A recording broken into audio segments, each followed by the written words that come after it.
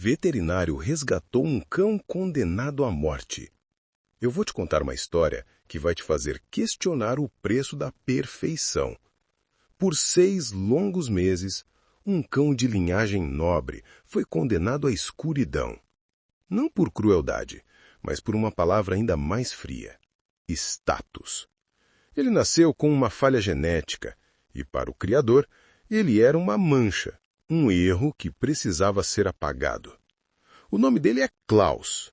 E esta é a história de como a obsessão humana pela perfeição tentou destruí-lo, mas falhou miseravelmente. É a história de como a luta de um único veterinário e a teimosia de um cão que não podia ser perfeito transformaram a dor em propósito e a falha em uma virtude. Antes de continuarmos com esta história pesada, me diga nos comentários: você compraria um cão de raça pura? Eu quero saber quem são as pessoas corajosas que têm a força para encarar a verdade nua e crua da vida. Porque esta história não é para qualquer um. Ela vai te afetar de maneiras que você nunca esperou. Mas eu preciso contá-la, porque sei que há outros Klaus por aí. E talvez a coragem dele dê coragem a outros.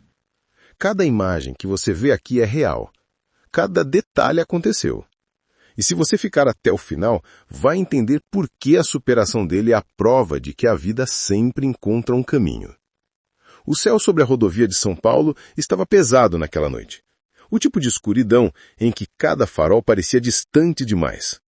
O Dr. Lucas Silva, veterinário de resgate, dirigia lentamente pela estrada vazia, sua caminhonete zumbando como uma máquina cansada. 12 anos de resgate haviam tornado essas patrulhas noturnas quase rotineiras. Mas naquela noite algo pressionava. Uma inquietação que ele não conseguia explicar. Ele olhou para o relógio do painel. 1h37. Pouco mais de 1 hora para o amanhecer. Ele pegou o rádio e congelou. Algo se moveu no canto do seu campo de visão perto de um acostamento. Um farfalhar rápido, como os sacos de lixo caindo. Ele diminuiu a velocidade do carro, os faróis iluminando uma fileira de lixeiras amassadas atrás de um posto de gasolina abandonado. Lucas saiu, o ar da noite cortante contra o rosto. Ele sacou a lanterna e a iluminou com um movimento rápido. Um grito fino, fraco, desesperado. Não um animal vasculhando, um gemido. Ele se aproximou, suas botas esmagando cacos de vidro espalhados pela calçada. Levantou a tampa de uma caçamba meio amassada e quase deixou cair a lanterna. Lá dentro, encolhido entre sacolas de compras rasgadas e papelão, estava um cão. Não era o tipo de vira-lata que se vê correndo por bairros. Este era um pastor alemão de linhagem pura. Seu pelo estava tão emaranhado que se soltava em tufos. Suas costelas eram pontudas. E os seus olhos... Seus olhos paralisaram Lucas. Eles olhavam fixamente através do feixe de luz, aguçados e atentos, mais atentos do que deveriam estar. O cão não latiu, não rosnou, só ficou olhando. Lucas enfiou a mão lá dentro com cuidado. O cão estava mais leve do que deveria, como se estivesse levantando o ar que de alguma forma respirava. Algo na maneira como ele se encolhia, puxando as patas em movimentos precisos e treinados, parecia errado. Não por causa do cão, mas por causa do que lhe tinham feito. Ele viu cicatrizes desbotadas na lateral, cicatrizes retas, padronizadas, não aleatórias. Não, cicatrizes de rua. Alguém fez isso com você? Lucas sussurrou antes mesmo de perceber o que tinha dito. O rádio em seu ombro estalou. Lucas, verificação de localização. Era o rádio de despacho. Ele ergueu até a metade e depois abaixou novamente.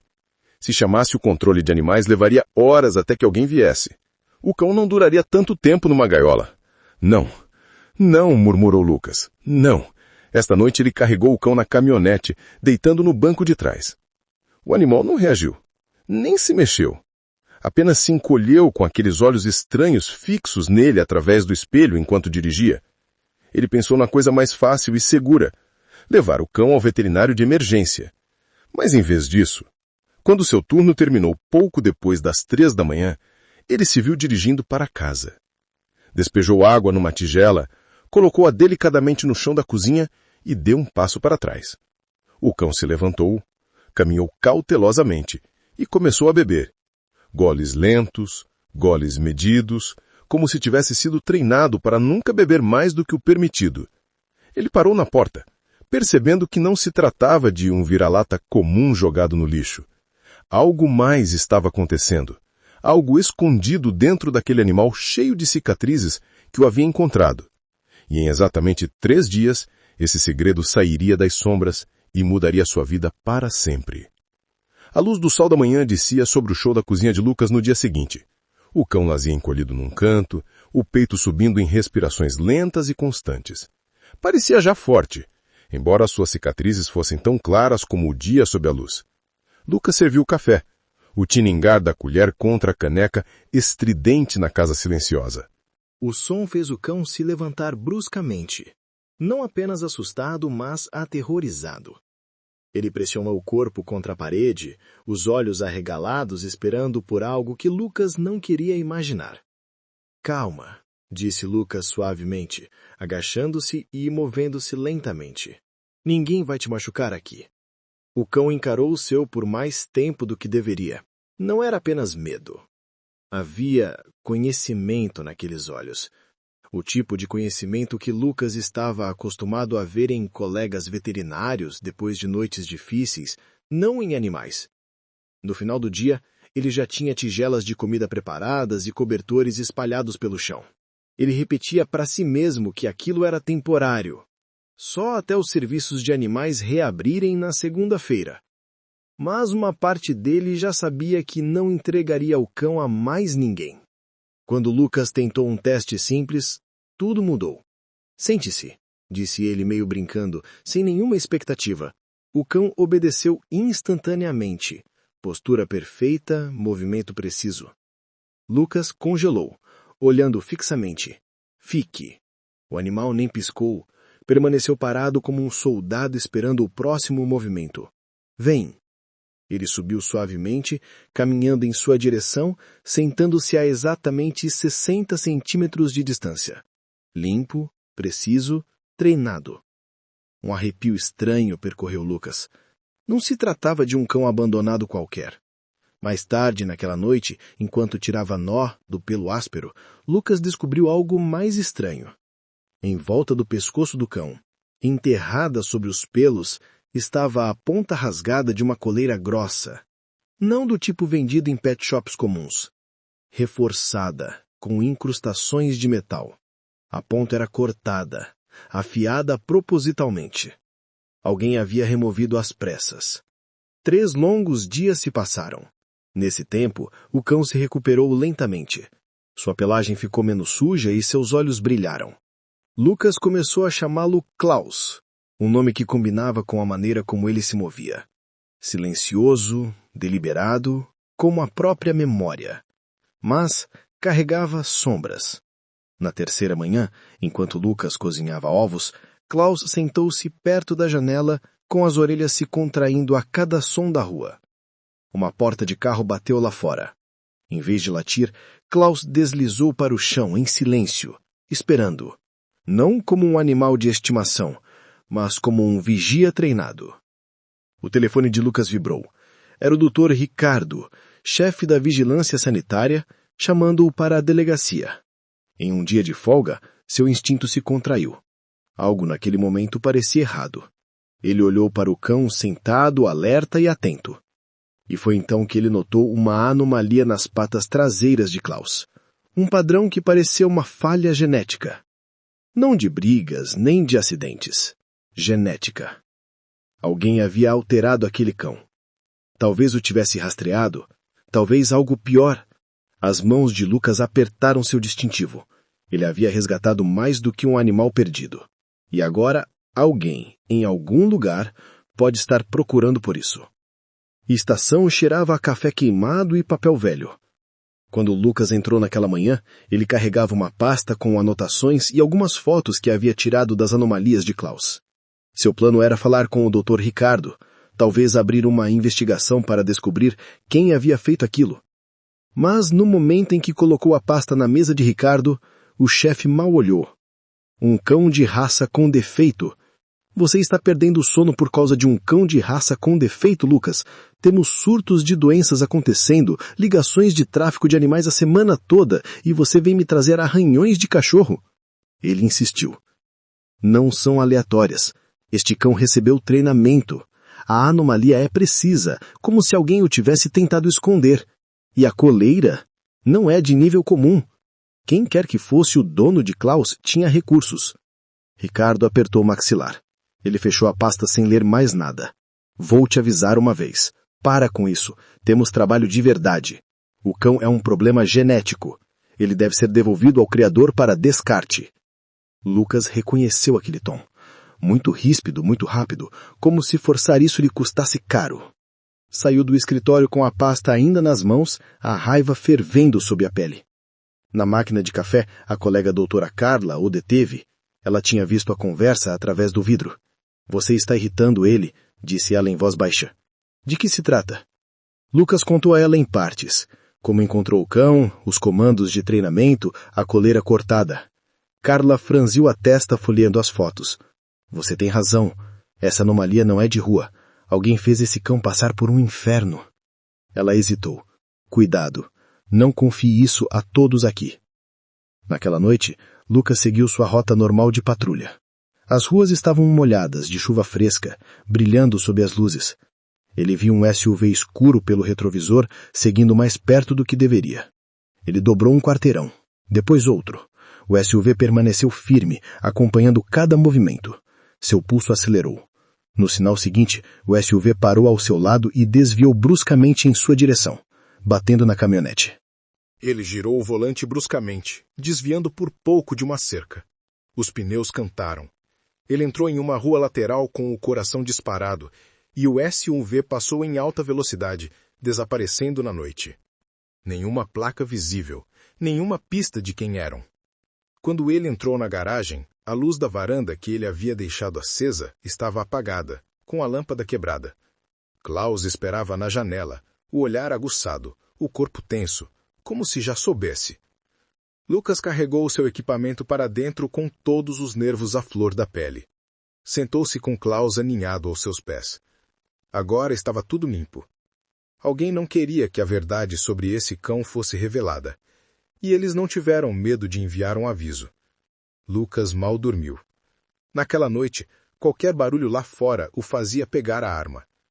Klaus não saía do seu lado, andando de um lado para o outro pelos cômodos, como se guardasse cada canto. Pela manhã, Lucas sabia que aquilo era mais do que apenas cicatrizes e treinamento. Ele precisava de provas, provas de verdade. Ligou para Carla encontrar-se em um restaurante tranquilo nos arredores da cidade, onde ela deslizou seu caderno sobre a mesa. Ouvi boatos, disse ela baixinho. Criadores de elite, cães de raça pura com falhas genéticas que são descartados para manter a linhagem limpa. Se o seu cão veio deles, Lucas, você se meteu em algo sujo. Klaus é um segredo. Lucas mostrou a ela a gola rasgada. Isso não é um acidente. Quem quer que fosse o dono de Klaus tinha recursos. Carla assentiu. Tem um canil de elite para o qual estou tentando obter um mandado há meses. Fica no interior. Sempre vigiado, sempre silencioso. Mas todo fim de semana vans pretas chegam, ficam horas e depois vão embora sem nenhum registro. Nada. Naquela noite, Lucas estacionou a 2 quarteirões de distância com o motor desligado. Observou com binóculos os carros entrando no estacionamento do canil. Carros polidos que não pertenciam àquele bairro. Klaus estava deitado no banco ao seu lado. Calma, mas alerta, com as orelhas atentas. A cada som pela janela rachada, ouvia latidos abafados, dezenas de vozes aumentando e diminuindo, algumas agudas de dor. Seu estômago se revirou. Ele ergueu a câmera, tirando fotos de cada prato, de cada rosto. Então, ao se virar para um ângulo melhor, congelou. Sr. Harrington, o criador de elite. Nome estampado em revistas de cães de raça pura, rosto sorridente em painéis de caridade. Lá estava ele entrando naquele canil como um rei entrando em seu castelo. Lucas se sentiu um aperto no coração. Não se tratava apenas de descarte, Tratava-se de poder, dinheiro e corrupção. Disfarces internos limpos. Não era de se espantar que Ricardo tivesse ignorado. Harrington era intocável. Quando ele voltou para a garagem, horas depois, o silêncio tomou conta da noite. Silêncio demais. Sua mão foi imediatamente para a arma. Klaus rosnou baixo com as orelhas abaixadas. A porta da frente estava entreaberta, a fechadura rasgada lá dentro. Gavetas arrancadas, móveis quebrados. Eles haviam destruído sua casa.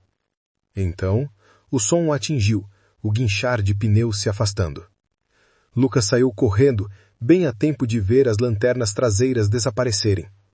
A guia estava torcida no chão, com o metal quebrado, onde o clipe havia sido forçado a se soltar. Lucas ficou parado nos destroços, com o peito batendo forte e a raiva o inundando. Ele havia salvo aquele cão uma vez.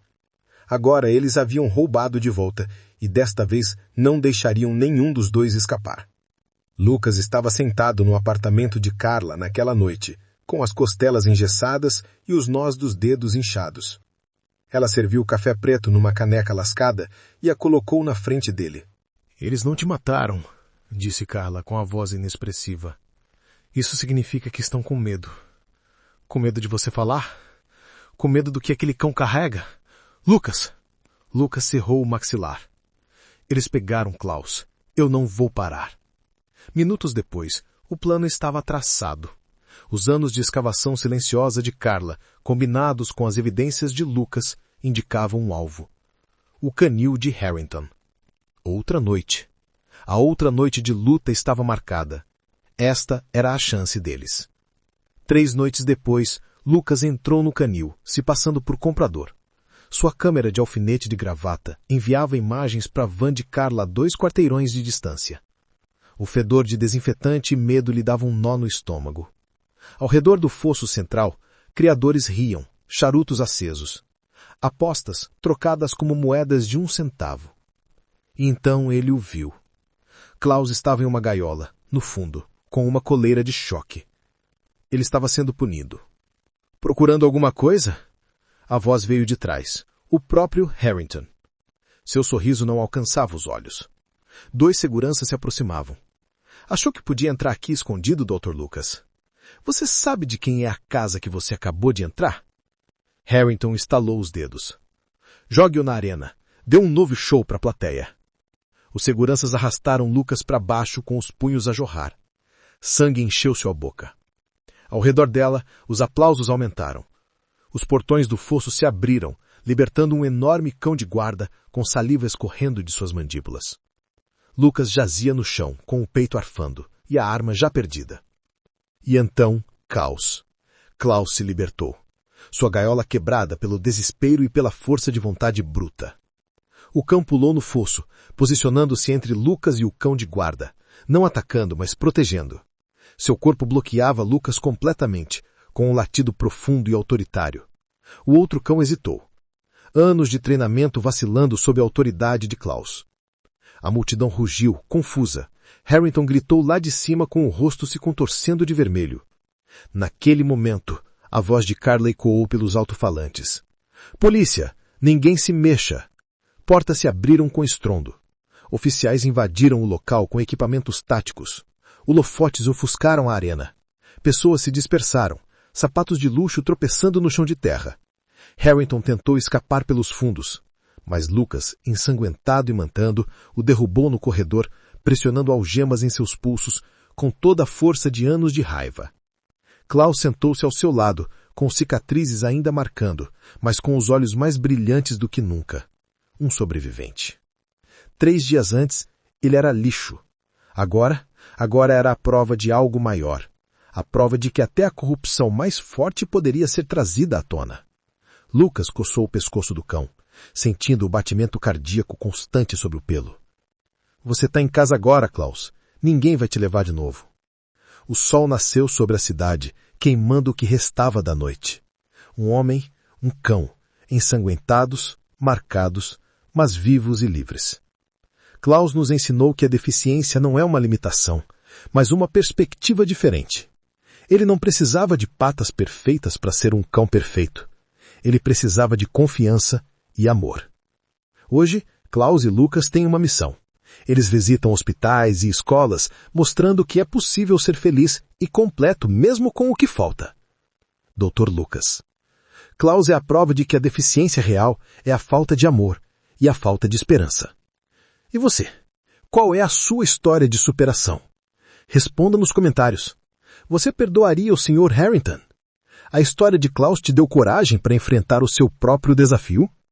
Eu quero saber a sua opinião. Se você se emocionou com a história de Klaus, prove que você tem coragem. Clique no botão gostei. Isso mostra ao YouTube que histórias de superação merecem ser vistas por milhões. E se você quer mais histórias de guerreiros como Klaus, inscreva-se no canal. Klaus não é mais um cão resgatado. Ele é o embaixador da esperança. Ele tem uma família, amigos e uma missão. Ele tem tudo o que o dinheiro não pode comprar. Aos 6 meses, ele foi condenado à morte. Hoje, aos 3 anos, ele é a razão de vida de uma família. A história de Klaus prova que não importa o quão grande seja o seu trauma, não importa o quanto você tenha caído, é sempre possível recomeçar. A única coisa que você precisa é de confiança e de um propósito. Eu sou o narrador do Historiador Cansado, e esta foi a história de Klaus. Clique nos vídeos que estão aparecendo na tela para conhecer outras histórias de superação de cães que, como Klaus, transformaram a dor em força.